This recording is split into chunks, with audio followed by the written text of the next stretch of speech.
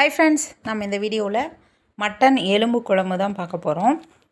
ஒரு 3/4 கிலோ அளவுக்கு எலும்பு மட்டும் வாங்கிக்கோங்க. பாருங்கள், இந்த மாதிரி சூப் எலும்பு கடையில் கேட்டால் கிடைக்கும். இதை மட்டும் தனியாக ஒரு 3/4 கிலோ வாங்கிட்டு நல்லா 2 டைம் வாஷ் பண்ணிவிட்டு நான் குக்கரில் எடுத்து வச்சுருக்கேன்.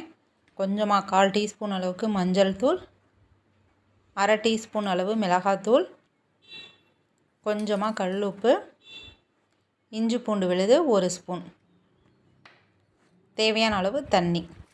1/2 லிட்டருக்கு கம்மியாக ஊற்றிக்கோங்க போதும். இது எல்லாத்தையும் நல்லா மிக்ஸ் பண்ணி விட்டுட்டு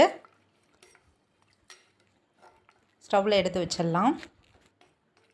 ஃபஸ்ட்டு இதை வேக வச்சுட்டு அப்புறம் நம்ம குழம்பா தாளித்து விட்டுடலாம். இப்போது ஸ்டவ் ஆன் பண்ணி குக்கரை வச்சுருங்க. நான் ஒரு 4 விசில் விட்டு எடுத்துக்கலாம். குக்கர் மூடி போட்டு வெயிட் போட்டுருங்க. 4 விசில் வரட்டும். இப்போது இன்னொரு ஸ்டவ் ஆன் பண்ணிக்கோங்க. அதில் ஒரு கடாய் வச்சுக்கோங்க. இந்த குழம்புக்கு தேவையான அளவுக்கு நம்ம ஒரு மசாலா ரெடி பண்ண போகிறோம். சின்ன வெங்காயம் ஒரு கைப்பிடி அளவுக்கு எடுத்துக்கோங்க. ஒரு 20 வெங்காயம் இருந்தாலும் போதும். பெரிய சைஸ் தக்காளி 1. கடாய் ஹீட் ஆனதும் ஆயில் விட்டுக்கலாம். ஒரு 3 ஸ்பூன் வர அளவுக்கு எண்ணெய் விட்டுக்கோங்க. 1/2 ஸ்பூன் அளவுக்கு சீரகம், மிளகு, 1/2 ஸ்பூன் சோம்பு, 1/2 ஸ்பூன் கசகசா, இது எல்லாத்தையும் போட்டு ஆயிலில் நல்லா ஃப்ரை பண்ணிக்கோங்க. கருகிடாமல் பார்த்துக்கோங்க. மீடியம் ஃப்ளேமில் வச்சுட்டு மிக்ஸ் பண்ணி விட்டுட்டு சின்ன வெங்காயம் ரெடி பண்ணி வச்சுக்கலாம். நம்ம இதை வதக்கி அரைக்க தான் போகிறோம். அதனால் நான் வெங்காயம் முழுசாக ஆட் பண்ணியிருக்கேன். சின்ன வெங்காயம் ஓரளவுக்கு நல்லா வதங்கி வரட்டும். இப்போது இதிலே 2 கொத்து கருவேப்பிலை போட்டுக்கலாம். இந்த மாதிரி கருவேப்பிலை 2 கொத்து உருவி போட்டு நல்லா வதக்கி அரைச்சி குழம்பு வைக்கும்போது நல்லா டேஸ்ட்டாகவும் இருக்கும், நல்லா ஃப்ளேவராகவும் இருக்கும். இப்போது இது நல்லா வதங்கினதுக்கப்புறம் நம்ம கட் பண்ணி வச்சுருக்கிற தக்காளி ஆட் பண்ணிடலாம். தக்காளி ஓரளவுக்கு நல்லா வதங்கி வரணும்.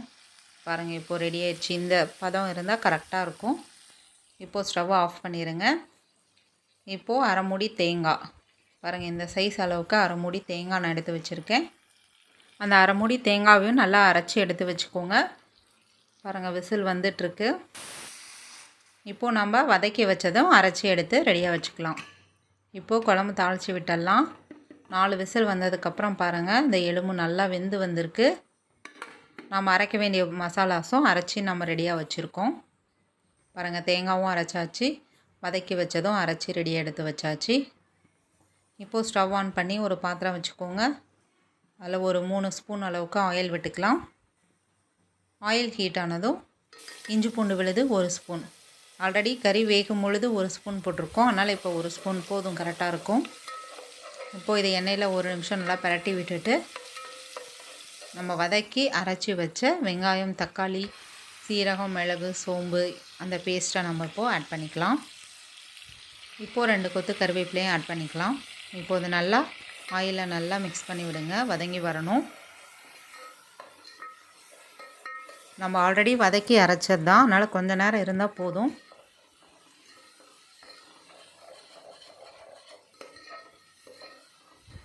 நல்லா மிக்ஸ் ஆயிடுச்சு.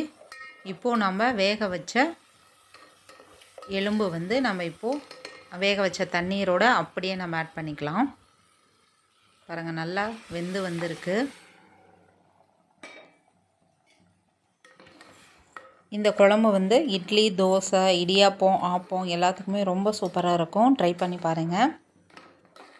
இப்போ இதை நல்லா மிக்ஸ் பண்ணி விட்டுட்டு இப்போது குழம்புக்கு தேவையான மசாலா பொருட்கள் ஒவ்வொன்றா ஆட் பண்ணிடலாம். ஒரு கொதி வந்துடுச்சு, நல்லா கொதிக்கணும். இப்போ கொஞ்சமாக மஞ்சள் தூள், கறி வேகும் போதும் போட்டிருக்கோம், அதனால் லைட்டாக போட்டுக்கோங்க. இப்போது மிளகாத்தூள் கொஞ்சமாக 1 ஸ்பூன் அளவுக்கு ஆட் பண்ணிக்கலாம். கரம் மசாலா வீட்டிலேயே அரைச்சது ஒரு 3/4 டீஸ்பூன் ஆட் பண்ணிக்கோங்க.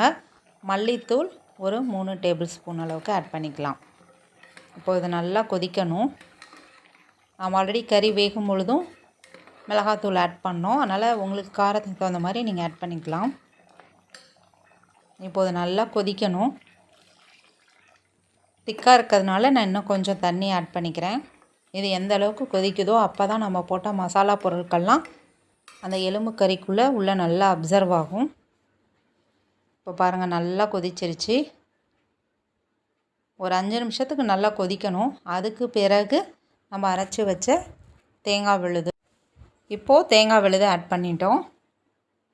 தண்ணி எந்த அளவுக்கு நமக்கு குழம்பு திக்னஸ் வேணுமோ அதுக்கு தகுந்த மாதிரி அட்ஜஸ்ட் பண்ணிக்கோங்க. இப்போ இதை ஒரு 3 நிமிஷம் இல்லை 4 நிமிஷம் கொதிச்சா சரியாக இருக்கும். இந்த ஸ்டேஜில் உப்பு காரம் செக் பண்ணிவிட்டு எது பத்தலையோ அதை ஆட் பண்ணிக்கலாம். எனக்கு உப்பு பத்தலை, அதனால் இன்னும் கொஞ்சம் நான் ஆட் பண்ணிட்டேன்.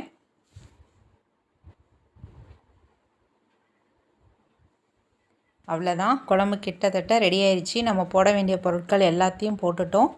இப்போது தேங்காய் விழுது ஆட் பண்ணினதுக்கப்புறம் ஒரு 4 மினிட்ஸ் நல்லா கொதிச்சிருச்சு. இப்போது குழம்பு ரெடி ஆயிடுச்சு. இந்த பதம் இருந்துச்சுன்னா கரெக்டாக இருக்கும். இப்போது இன்னும் கொஞ்சம் கருவேப்பிலை மல்லி இலை தூவிட்டோம்னா குழம்பு ரெடி ஆயிடுச்சு. அவ்வளோதான் ஃப்ரெண்ட்ஸ், நீங்களும் நான் சொன்ன அளவுகளோடு ட்ரை பண்ணி பாருங்கள், எப்படி வந்ததுன்னு சொல்லுங்கள். இந்த வீடியோ பிடிச்சிருந்தால் லைக் பண்ணுங்கள், ஷேர் பண்ணுங்கள், சப்ஸ்கிரைப் பண்ணுங்கள் ஃப்ரெண்ட்ஸ். தேங்க்யூ.